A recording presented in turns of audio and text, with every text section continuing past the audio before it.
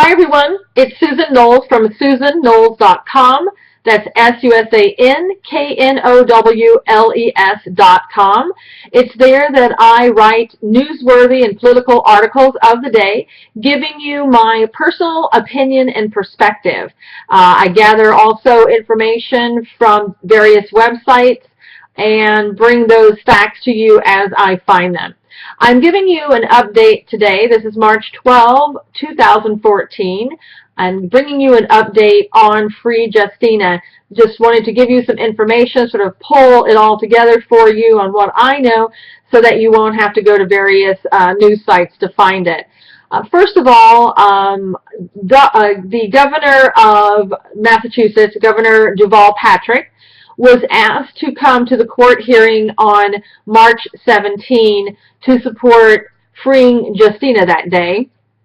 And according to what I have gathered from the people who are putting on that rally, the governor's office indicated that he had a scheduling conflict and would not be able to make that support rally.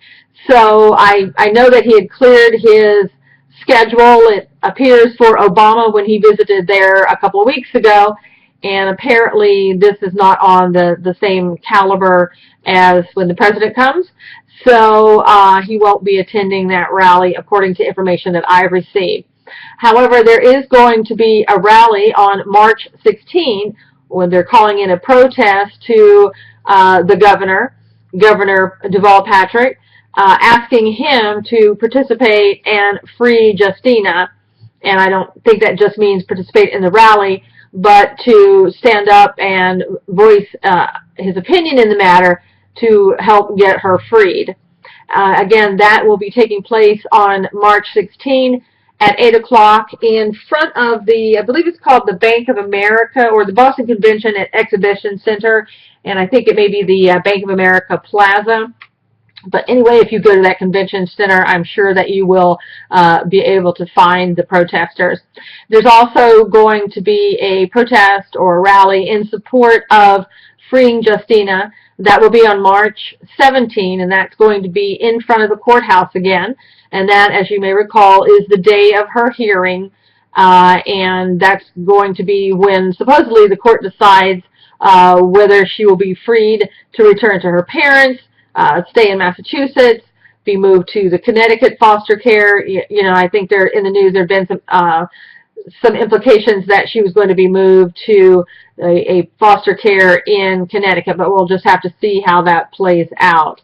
Also, yesterday, it's my understanding that the Pelletier family, along with the Reverend Mahoney, flew to Los Angeles, and they taped a show with Dr. Phil.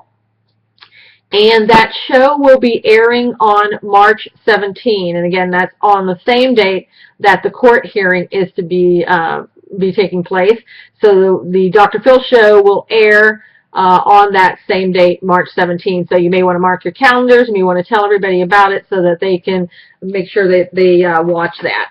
Now, also, you know, I guess there's been a lot of announcements in the news that, you know, DCF is going to free Justina, everything's all well and good. And as we found out, that's not exactly what's happening.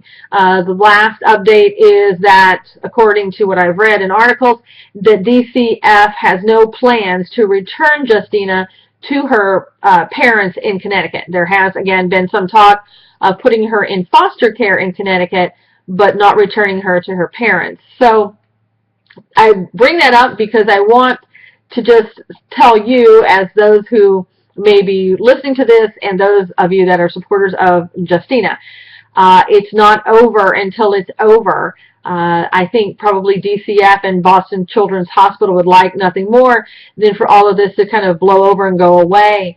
If that occurs, then they're going to feel like this is out of the spotlight, and perhaps they can make different decisions than they normally would, knowing that people are still interested in being supportive.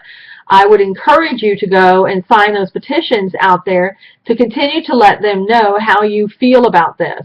I noticed the last time I went to the Care 2 petition that we had not even reached 15,000 signatures yet, and I say we, I'm not associated with that petition, but I feel as one of her supporters, I want to see that go over 15,000 signatures, and we haven't accomplished that yet. It's been under 15,000 now for quite some time, and when this was really in the news and everybody was aware of what's going on, that petition was going 1,000 signatures in a matter of minutes at a time. So I know that we need to start that back up and get that going to allow everyone to know we haven't forgotten about this and it isn't going to die out in the news. I would also encourage you to go to my website. Again, it's susanknowles.com. Look at the most recent article that I wrote about Boston Children's Hospital. You will also find there in the archives an article that I wrote about DCF, which is the Department of Children and Families. I encourage you to read those articles, pass them along. There are plenty of people out there who still do not know who Justina Pelletier is. They don't know anything about the hospital or DCF. There are other families that have been affected, and we need to get the information out there so that those families don't feel alone. I've given you some information on some of the families that were affected by, allegedly, by Boston Children's Hospital in my article on Boston Children's Hospital. So again, I encourage you to go there, read the information, and pass it along.